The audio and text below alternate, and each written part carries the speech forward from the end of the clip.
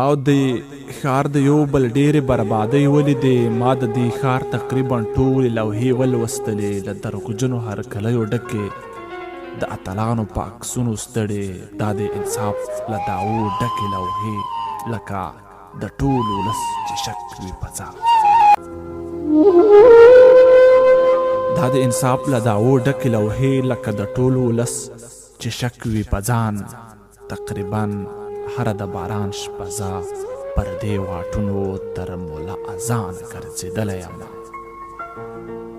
ما د دې ښار د دنګو ونو تنهایي لیدلې. دلته ما نیمه ډېره شاعري کړې ده. زه په دې ټولو څلور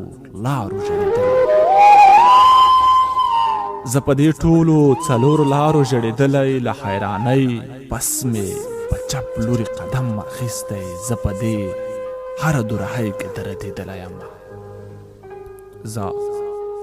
زه په دې هره دوراهۍ کې دردېدلی یم. د کال تر ټولو د سړو شپو موسم پر تنهایۍ مې بیا ملنډې وهي. زه د هماغې شپږ پوړیزې ودانۍ په څنډه د ژوند له نومه ستړی ګوښی ناست یم. څو د سګرېټو تش کوتي او ډېر نیم سوي سګرېټ لکه زما د ارمانونو په څېر دل پراته دي.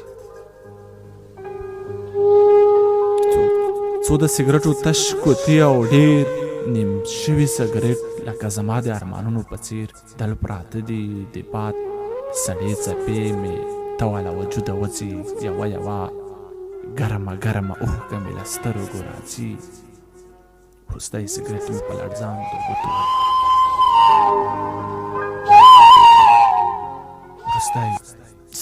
په لړزانده ګوتو ولګاوه. تراخه لوګي مې ژړاغونې مرۍ وسېزله. بې مخاطبه مې یو له سینې وخته.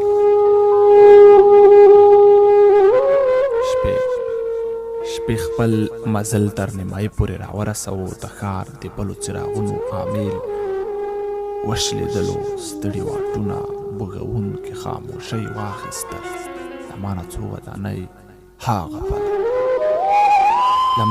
ودانۍ هاغه پلو، هغه ژېړه رنګه څراغ بیا بل دی. هلته به بیا هغه